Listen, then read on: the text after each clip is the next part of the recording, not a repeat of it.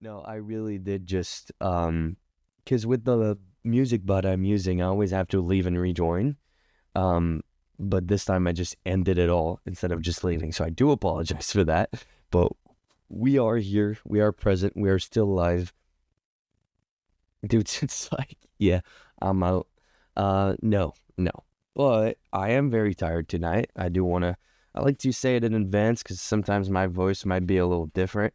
It is still me. I am the same person, just tired version. But can we talk about how beautiful we started this week off? Like, I don't trade Monday no news before NFP. We had a beautiful retracement into a range.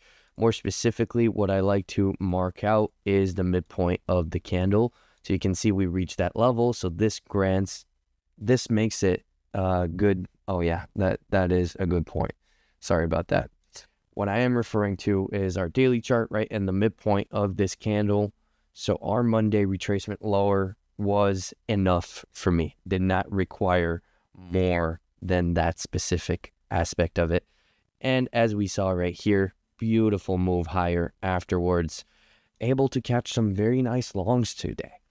So that's what we'll look into, right? But bias was already long. We already discussed it. We had clear objectives. Let me change that just so we'll be able to see it on our lower time frame chart. Go down to a 15-minute chart, and let's go in replay mode here. I like to do this, by the way. If you guys are Rice Statistics users and you use the indicators and you're looking to backtest or review or whatever, I prefer to just go in replay mode so I only see that day and I have all of my settings just not set to historical. That is what I prefer instead of, for example, seeing the 2 previous days and then that just clouds my chart. I'm trying to stay locked in. And by the way, if you hear a lot of scrolling, my mouse is broken for some reason. I mean, it's pretty old. I've had it for almost 2 years now, but my scrolling is a little messed up. So I might be constantly adjusting. But enough rambling. What do we see? Bunch of bullshit before CPI. That does not really matter to us. CPI is a very important news. But what is the important part of it, I guess we could say, is definitely the fact that we formed a low kind of like we do on a trending day. I think we've discussed this in the past, but I'm looking for the low to be formed during Asia.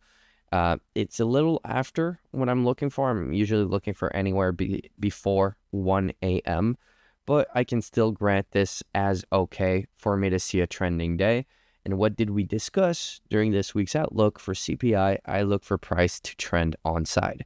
So I look just like NFP, right? I look for price to run on side, retracement, and continuation. This was a very deep retracement on NASDAQ, but if we look at ES here, we notice that it makes it a little more set. We barely retraced into a discount and then continued forward. And what grants me the confidence of looking for longs even in this area, it is the SMT that we see present in here, right here. Let me mark it out on ES as well. There's also further SMT if we look at the back, I think. Right? Well, it's not really SMT. I was referring to these swing points and these swing points, which we won't discuss on right now. Why? Because we have clear SMT right there between these lows right after Asia and right after London.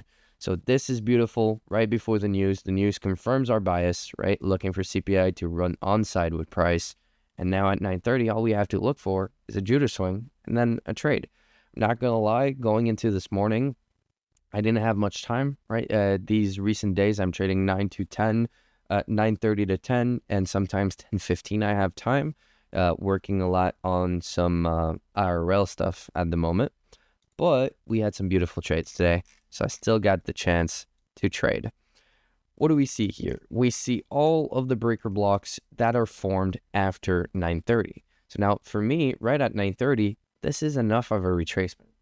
That's the thing. Now, this is not too much, and I can still look too long after. But for me, I've initially looked too long beforehand right here on 9:30. Why did I not take this long? Well, it's very simple.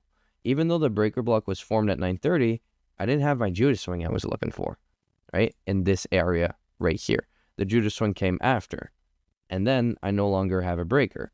But right here, we would have formed some sort of breaker if this candle did not break below this range. Still, I don't consider this one candle to be a breaker. So in my head, I had just missed the trade there. And all of a sudden, 943, 945-ish just explodes. Now, don't ask me why, because the truth is, I don't know and I don't care. I'm not focused on why it is what it is. I'm focused on, hey, are you providing me with a setup I can look to trade? Now, you'll notice my indicator is in bullish only mode. Why? Because this morning when I traded, I was only looking for longs, so I was focusing on only bullish, sorry. But if we pop up some bearish, we did have some short opportunities. That is not something I'm looking for. I did not require it to reach all the way down to the news lows. For me, just a retracement within this fair value gap, which is the fair value gap formed by the news. I think I've said it before that I treat them as points of interest, right? Just like I would a higher time frame fair value gap, for example. So I did not require it to go anywhere else. Let's just call it news FVG. FVG news. I did not require it to go any lower.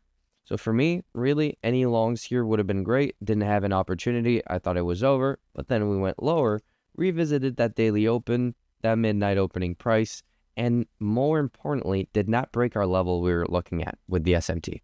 That's the most important part. And if we look at ES and we look at the premium and discount of this range, you can justify this retracement. You can say, hey, I just needed to return to a discount and I can now keep going. So for me, looking for longs right after this point was perfect.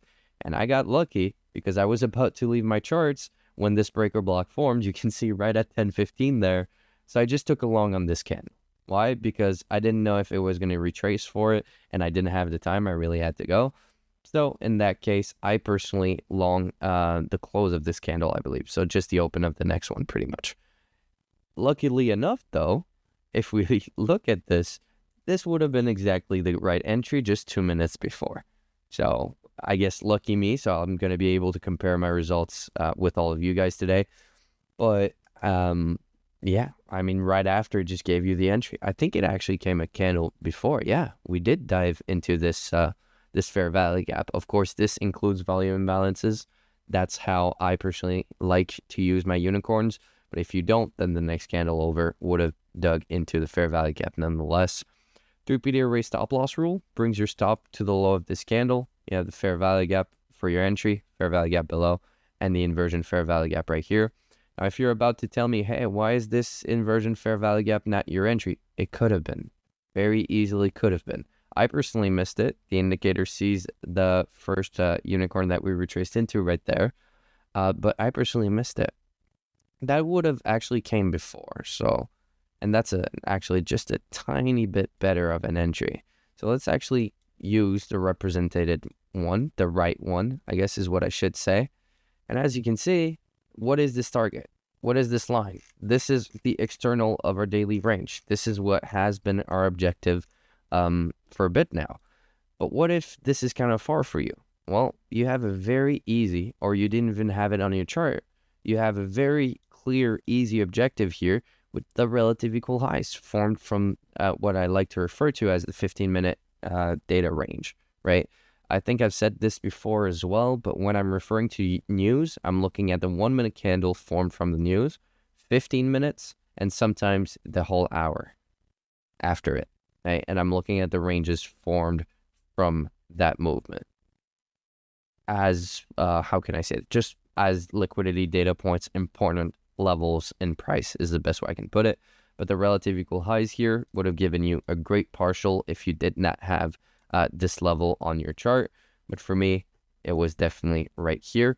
And that was my whole trade for the day. So did I miss out on a lot of profit? I did. Am I happy with that? No. Today, no. I should have left a runner on, even though even if it would have been a less sizable runner, right? I should have taken, I don't know, 80% of my position here, leave 20%, right? I had 15 contracts, so that would have been something I could do. But I did not. All right, so this is my mistake in managing my trade. Being a little too scared is the best way I can put it, to be honest. But still worked out great. I mean, I made money, so it is a 15 minis. No, I wish. On my personal account, swing trading account, I can't go that far. And on my intraday account, I'm not trading 15 minis with a 36-point stop. So no micros, unfortunately. I wish it was minis, to be honest with you. I mean, damn. Soon enough. No, when I'm trading minis, I'm usually in the 3 to 5 range is what I do. But see, recently this summer, I've been a little bit higher actually, because I don't know if you guys noticed, if you trade the Rise model, but we've seen a lot smaller stop losses recently. So very happy with that. This allows me to have more contracts, easier to manage a position in my opinion, but it does mean higher commissions. What can I say? Less movement for the same result, I'm quite happy with. But see, this was a 110 handle trade. You could have went a lot further with a runner, but then at that point, it's about where you get stopped out. Do you hold until 16, right? The opening of this candle, which is when it's 4 o'clock.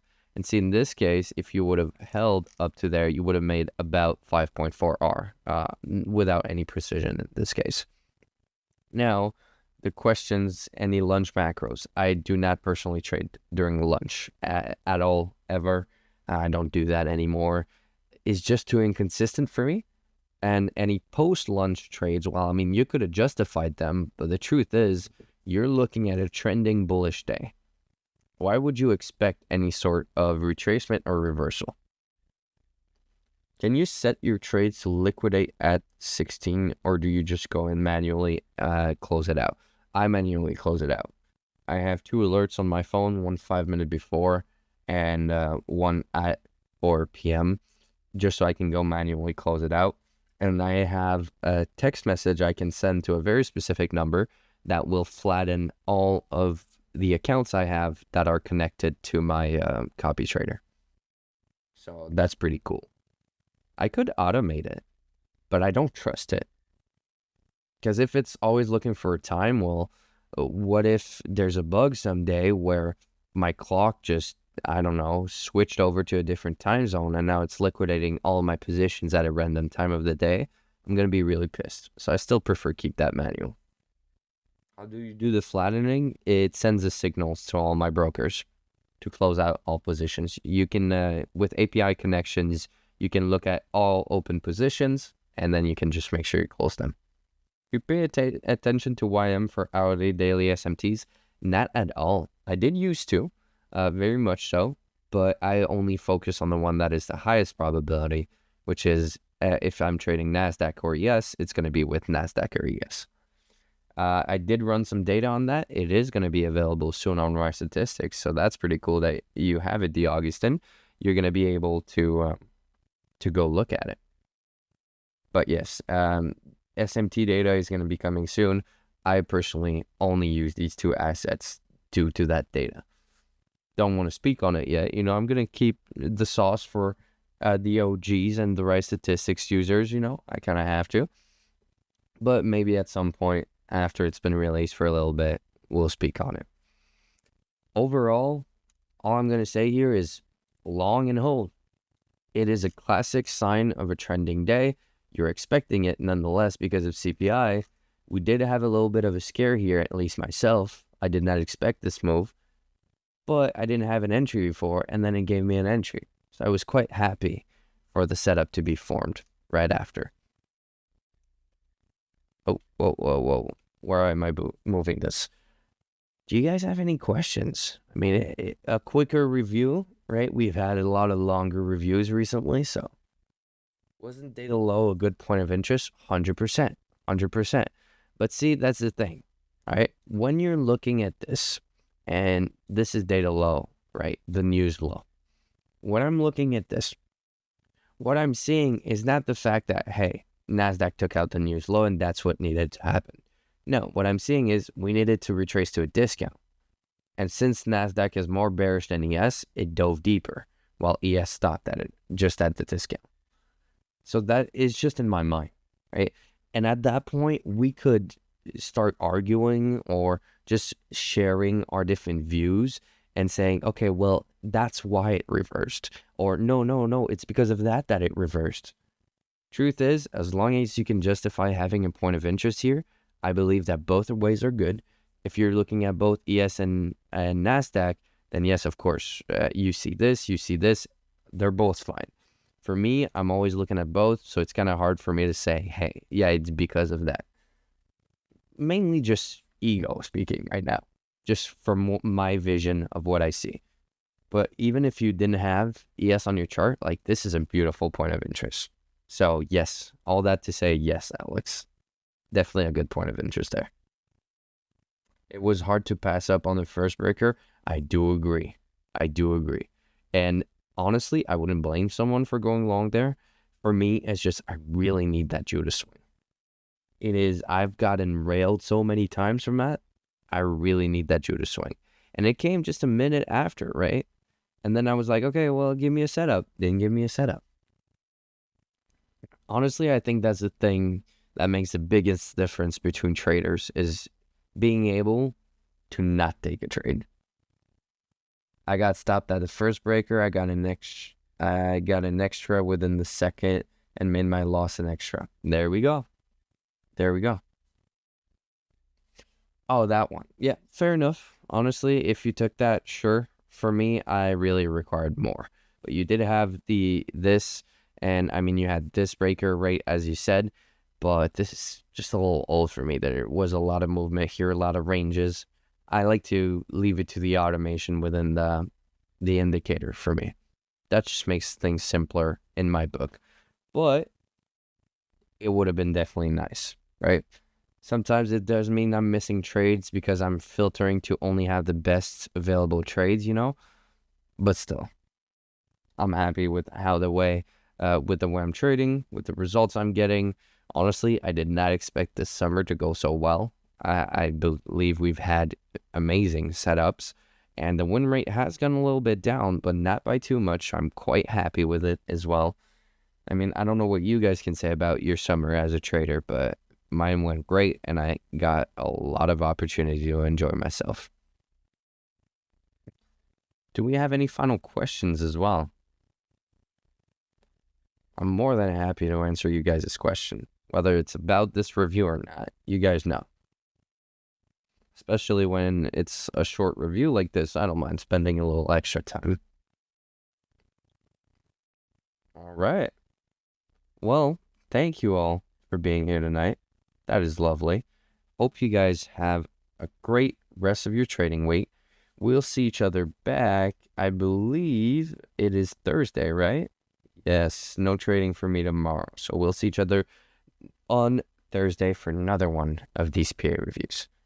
Have a good one, brother.